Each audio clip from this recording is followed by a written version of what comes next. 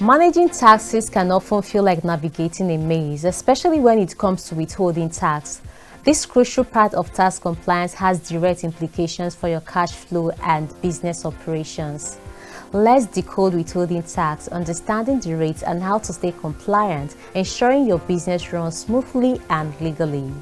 Withholding tax is a government requirement for the payer of an item of income to withhold or deduct tax from the payment and pay that tax to the government. In Nigeria, it serves as an advance payment of income tax. But how does it really work and what does it mean for your business? In Nigeria, withholding tax rates vary depending on the type of service and whether the payment is made to a corporate entity or an individual. For instance, rates can range from 5% to 10% for services rendered by companies and individuals respectively. First, know the rates. It's crucial to be aware of the specific withholding tax rates applicable to the services you provide or the goods you sell. Incorrect withholding can lead to tax liabilities or penalties for underpayments. Quite a lot of people mix up the withholding tax rate, and I won't lie to you, the current withholding tax regulation, though I see it as a move in the right direction, confusions may still come because I know some people have started implementing, and we expect that there should be further guidance, gazette and everything like that. Now, withholding tax rate prior to the regulation 2024 is usually 5-10, and it's specified individuals and partnership, corporate, legal entities. You need to look at the type of transactions. If you're talking of directors' fees, whatever individual, corporate is 10%. If you're talking of rent is 10%. So you must understand the rates. Now, you also need to understand who you're dealing with to apply the correct rate. A lot of times, people, for instance, some people might give you an invoice, and that invoice is their franchise name, not the registered business name. If you now say Ibis Fashions, but he registered is at Ibis Fashion Limited, but he put on the invoice Ibis Fashions, you assume is an individual. Am I? Not correct. And then you do 5% and say, okay, I'm paying Ibis Fashion for services. 5%. But Ibis Fashion is Ibis Fashion Limited, which should not be a 5% for the type of service it's performing, but a 10%, especially if you consult them for some advisory, and they tell them how do we sow this, they advise you on it, it's 10%. But if you're talking of like agency is 5%. If you're talking of contract for service, it's 5%. If you're talking of lease, it's 10% for. So you need to understand what rate applies to what. If you're talking of interest, it's 10%. So you must understand the rates as they apply. And that's why I always tell people, always have, in fact, you can just paste the schedule somewhere in your office. So you'll be reading it. It becomes your Bible verse for that period. Anytime you have withholding tax, just go back and look at your wall and you read it. So when you talk about withholding tax, like I said, you need to know the rates. People mix the rates, and it is clear. Like I said, just go download the rates. Even the current rate, I've saved it somewhere, and I told everybody, look. So you look at the current rate. Now, the implication of the current rate is that things are now changing from 5 to 10. They're now having different rates. So I tell people that when you want to be a good tax person, the tax law and the amendments is your watchword. Because you cannot wait and rely on the knowledge of yesterday to solve the problem of today. By tomorrow, you are still. So you need to know the rate, the type of service. Now, people always mix consultants and professional services.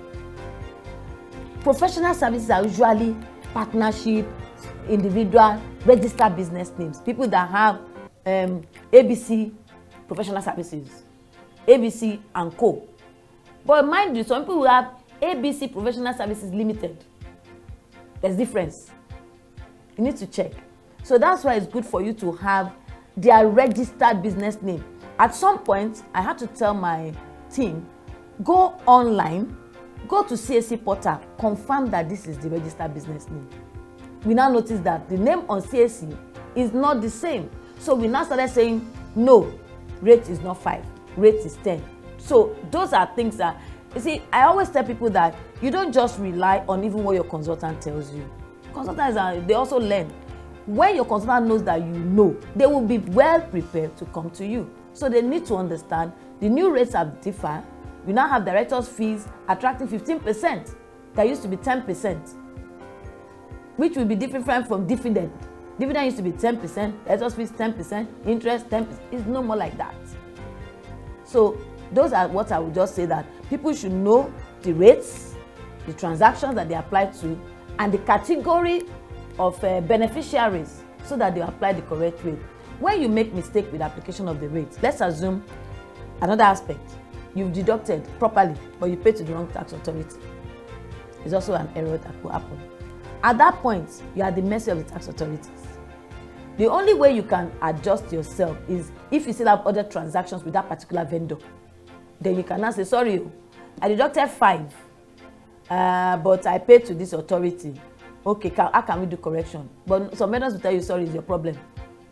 So you need to understand where to pay to. For instance, as an individual, if you deduct withholding tax from individuals or partnership and they are residents in a state, don't pay it to FIRS. Pay it to the state of their residence, so that there will be issue. Now, let's assume that you make mistake, you pay to a wrong state. You are either writing to ask for correction, or you are speaking to the state and saying, I made this error, I've actually evidence of payment. You are not supposed to pay twice. At the same time, you're not supposed to commit that error. So you might get some human feelings if you plead your case well. But I think these are areas that people should look out for: applying the right rate, paying to the right tax authorities, and following up to ensure that you have your credits. Otherwise, you're losing money, because that's supposed to be used to offset your tax liability if you are a beneficiary of that withholding tax remittance. Second, implement correct procedures. Once you know the rates, implementing the correct withholding procedures is your next step. This involves deducting the appropriate tax at the source when making payments to suppliers or service providers. Third, timely remittance. After withholding, remitting these taxes to the Federal Inland Revenue Service promptly is crucial. Late remittance can attract penalties, affecting your business's compliance status and reputation. Fourth, regular reconciliation. Regularly reconcile withheld taxes with payments made to ensure all withholdings are correctly documented and remitted. This practice not only keeps your books accurate but also simplifies your year-end financial reporting. Withholding tax have two aspects. One is I sell, it's liable to withholding tax. There's a deduction made. That is an advance payment of my income tax. But I will have a problem if my customer that deducted withholding tax did not remit it, because I would not have credits that I'll go and use to offset. There's always an issue also with selling to individuals. If you sell to individual, you don't have obligation to withhold. They will tell you, sorry, I sell, I pay. Even most individuals will tell you, what is withholding? Now, who am I remitting to? I want to buy from you. I say I withhold tax. I enter a shop. I want to buy something. You allow me to go on credit, and I pay you. Who will I go and remit to? So you have a problem with individual. But let's look at business arrangements now. At the point when you pay to your supplier, you withhold tax. You have one obligation: remit to the tax authorities. When you are remitting, use that your vendor's account with the tax authorities, payer ID if it is individual, state or business name, TIN if it is corporate. So when you do that, they can get their credit. For instance, for individual, for business names, the state will tell you, I will generate payment reference number, just like we do for FIRS. They will generate it, you use that to pay. And that's what they do now in most of the states that are now online, except for others that you just do your schedule, do the bank transfer, and then you go to them, give me my receipt. Like Lagos State now, you generate a payment reference, and then you use it to pay, and some other states. For FIRS, you also do. So at the point where you've done that, I will now take all my invoices. I will check what you pay me, customer by customer. What do I expect you to deduct? Let's assume you're supposed to deduct 5, you deducted 10. You would have paid me short. I must be able to show a reconciliation of that this customer has over deducted. God help me if he remitted just 5%, but it's not the type that does proper remittance. I'm having a problem. So I must at every point be able to check my sales to my withholding tax receivable. Now, if on the other side of my vendor, I must be able to check my withholding tax payable to my vendor's payable account. Because at the point when I'm paying my vendor, I deduct withholding tax, I pay them the net. So if I've remitted everything, I should also be able to confirm to my vendor that I've remitted, because he must see a credit in his account. So there are two reconciliations you have to do on your own income as withholding tax recoverable account, and on the other on your vendor as the withholding tax payable account. So at every point in time, you must be able to say this. Now, with ProMax, you can actually check your withholding tax status to know whether it's been remitted. So what I always advise people to do is, your record says you have withholding tax recoverable that you need to use to go and knock off whatever you have in your books of 10 million. But on ProMax, you are seeing 8 million. You need to now identify which of your customers that have deducted from you and have not remitted, so that you can now know where the problem is coming from. Now, let's assume you have more on ProMax than on your record. That's another reconciliation issue. Technically, ProMax and your record should be the same. So reconciliation needs to be done monthly. You don't have to wait till 3 months. Once you finish your transaction for the first month, check your sales. Did anybody deduct from your sales? How much did they deduct? How much did they pay you? Then check what you have on ProMax as withholding tax credit waiting for you.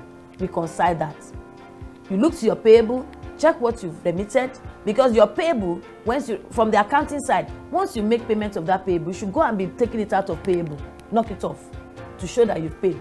The only thing you should be having in your withholding tax payable should be what is due for the previous month that you're going to pay next month. You understand? So that's how that reconciliation needs to be done. And you cannot do this if you just assume that everything is okay. Assume things are not going to be okay. Do the reconciliation monthly. Don't wait, don't compile, don't pick it up. With that, you know whether you're losing money or somebody is not doing things right. Mastering withholding tax isn't just about knowing the rates. It's about integrating these practices into your daily business operations to enhance your compliance and operational efficiency. With the right approach, you can turn what seems like a taxing requirement into a seamless aspect of your financial management.